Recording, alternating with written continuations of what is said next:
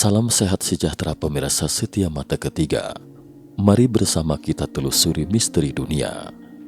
DNA adalah singkatan dari deoksiribonucleic acid, yakni struktur molekul genetik yang dapat menunjukkan kode genetika yang diwariskan dalam kehidupan manusia.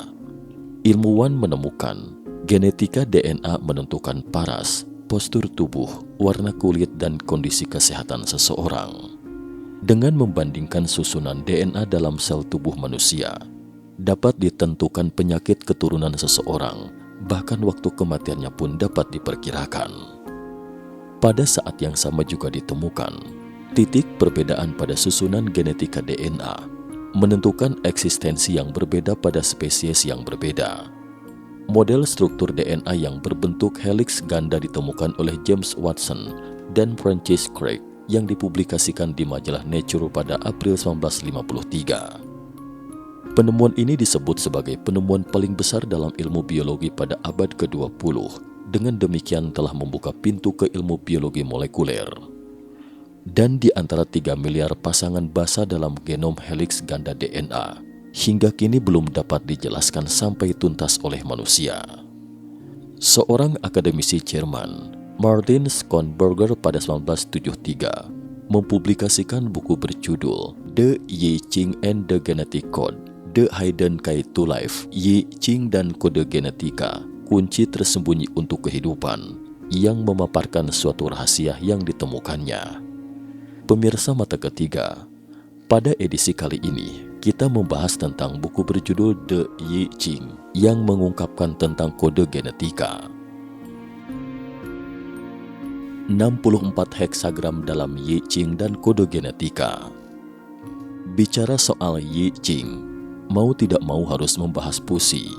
Fuxi adalah dewa langit dalam legenda Tiongkok kuno dan merupakan nenek moyang humaniora dalam peradaban bangsa Tionghoa. Fuxi mendapat titah dari langit, mengamati matahari, bulan, bintang, serta kontur geografis, meneliti jejak kaki dan motif pada tubuh unggas dan binatang, mengamati siklus segala hal alami, lalu merangkum segala fenomena langit dan bumi tersebut menjadi Bak Gua atau Pak Gua. Adalah 8 diagram atau simbol yang merupakan dasar sistem kosmogoni dan filsafat Tiongkok kuno. Dilihat dari asal katanya, Pak berarti 8, sedangkan Gua adalah trigram, 3 garis. Sedangkan Pak Gua ini dapat dideduksikan lagi menjadi 64 heksagram. Masyarakat kuno beranggapan Pak Gua mengandung unsur yin dan yang dari prinsip Tai Chi, konsepsi penting dalam sejarah pemikiran Tiongkok, memperlihatkan maha tao bawaan dan mempunyai kemampuan supernormal yang dapat berkomunikasi dengan alam semesta, langit dan bumi, merupakan alat komunikasi antara manusia dengan Tuhan. Sedangkan Schonberger telah menemukan bahwa 64 heksagram dalam Yi Ching mempunyai kecocokan yang sangat mengejutkan dengan 64 kode genetik pada DNA manusia, temuan ilmu pengetahuan modern. Kode genetika. Kalangan ilmu pengetahuan modern telah mengetahui DNA mengandung 4 jenis basa nukleotida, yakni adenin, timin, guanin, dan sitosin. Sementara dalam RNA, ribonucleic acid, juga terdapat 4 jenis basa nukleotida. Hanya timin yang diganti menjadi uracil, sedangkan 3 basa nukleotida lainnya sama seperti DNA. Lalu bagaimana basa nukleotida membimbing organisme untuk membentuk protein? Penelitian menemukan DNA dan RNA menyusun 3 basa nukleotida menjadi satu kombinasi dan membentuk kodon. Kode genetika adalah aturan transmisi informasi genetik dengan menerjemahkan kode ini menjadi susunan asam amino dalam protein yang digunakan dalam biosintesis protein. Hampir semua makhluk hidup menggunakan kode genetika yang sama yang disebut dengan kode genetika standar. Dengan demikian, dari 4 jenis basa nukleotida setiap 3 buah membentuk sebuah kodon. Dengan metode kombinatorika dapat dihitung DNA dan RNA memiliki 64 buah kodon. Dan setiap dari 64 kodon ini masing-masing memiliki fungsi berbeda. Dan ini adalah kode genetik RNA, hanya dengan uracil menggantikan thymine. Lalu bagaimana keseluruhan proses membentuk protein itu terjadi? Awalnya gen akan mengubah DNA menjadi template versi RNA, yakni messenger RNA, mRNA. Dan selanjutnya setelah ribosom dan transfer RNA atau tRNA bereaksi dengan sejumlah enzim, template RNA berdasarkan kode genetika akan mentransformasikan asam amino menjadi rantai peptida. Lalu setelah melalui transformasi akan diperbaiki menjadi protein. Gen yang merupakan untaian panjang basa nukleotida ini dimulai dari berbagai tempat yang berbeda. 3 buah dalam satu rangkaian bisa mempunyai berbagai interpretasi yang beraneka ragam. Contohnya jika susunan basa nukleotida adalah GGG AAA-CCC, maka bisa dibaca dari huruf G pertama akan memiliki 3 buah kodon GGG, AAA, dan CCC. Jika dibaca dari huruf G yang kedua, maka rangkaian huruf akan mempunyai 2 buah kodon GGA dan AAC. Jika dibaca dari huruf G yang ketiga, maka akan timbul lagi 2 buah kodon GAA dan ACC. Lalu bagaimana seharusnya membaca kodon ini? Di sini dibutuhkan membahas lagi 2 buah konsepsi, yakni start codon dan stop codon. Start codon dan stop codon. Dilihat dari namanya, start codon adalah kodon pertama yang menerjemahkan mRNA. AUG adalah start codon yang paling kerap dijumpai.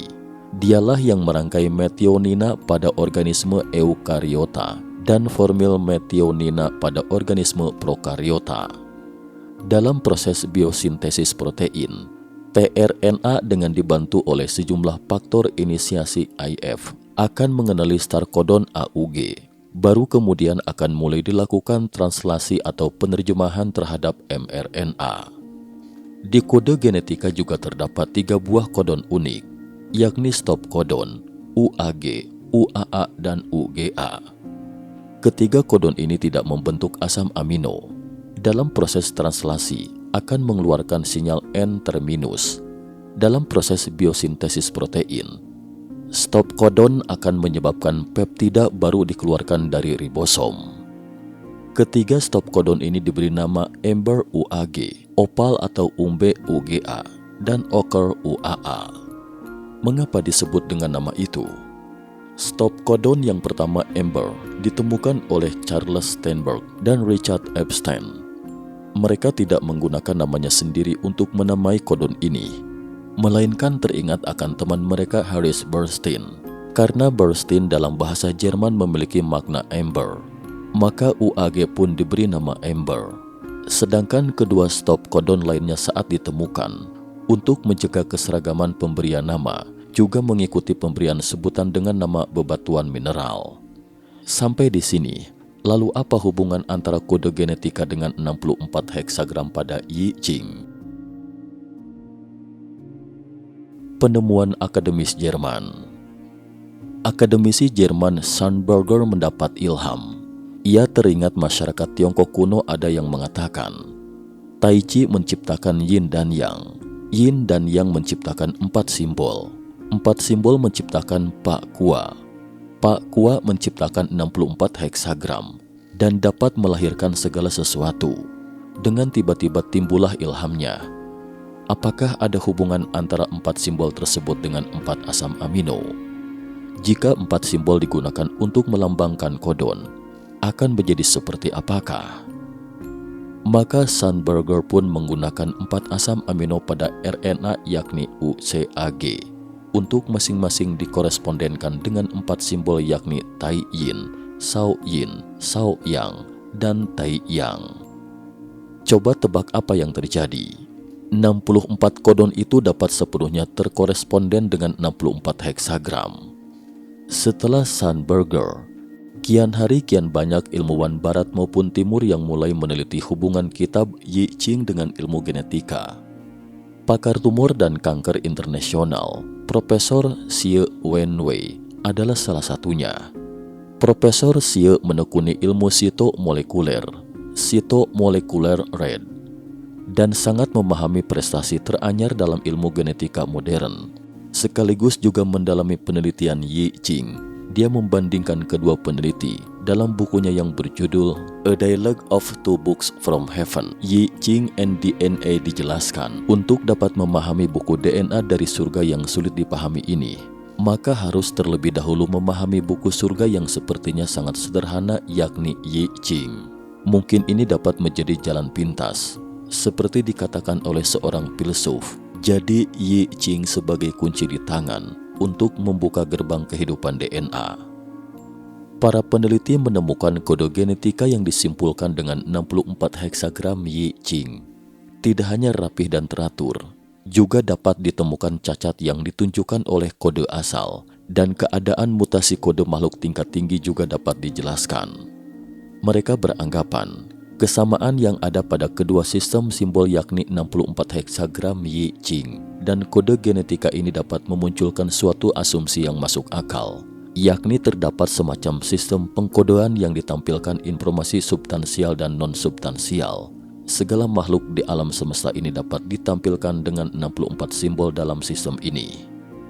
Dalam kebudayaan Timur kuno, sistem ini adalah Yi Qing. Sementara dalam ilmu pengetahuan modern barat, sistem pengkodean ini adalah kode genetika DNA. Sejumlah akademisi mengagumi kedua kutub yin dan yang telah dimanifestasi pada setiap sel dalam tubuh kita. Apakah ini semacam wujud manifestasi yang dimaksud pada aliran Tao, bahwa di dalam tubuh manusia terdapat pula yin dan yang? Sebenarnya Yi Qing tidak hanya memiliki makna yang mendalam terhadap ilmu genetika modern.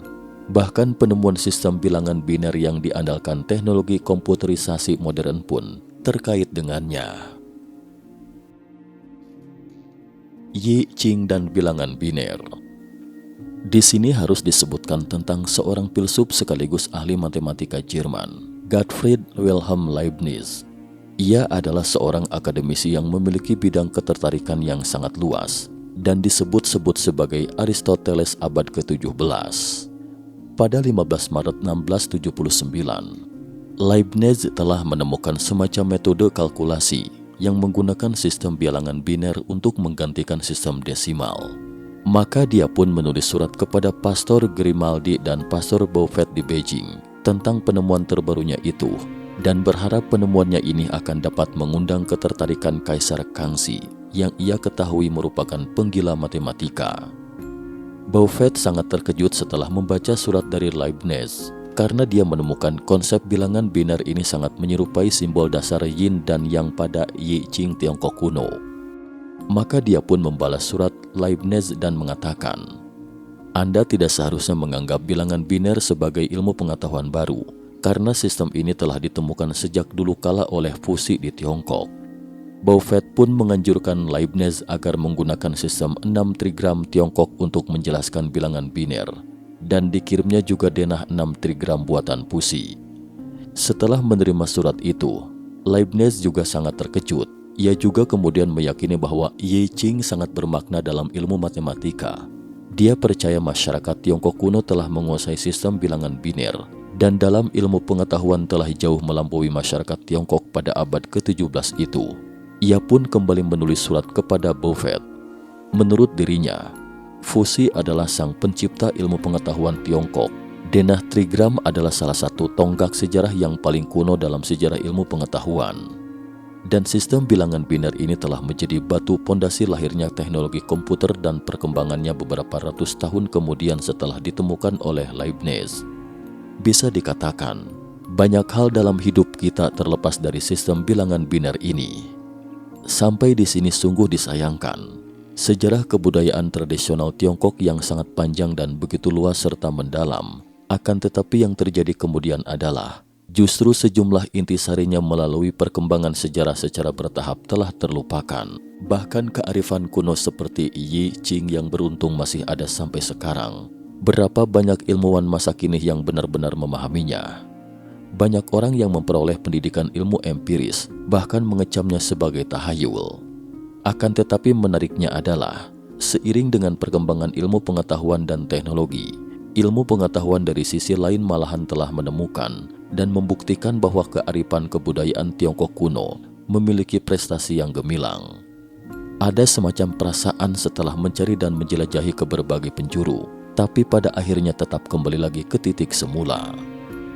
Cukup sekian dulu topik kita hari ini. Terima kasih atas perhatiannya.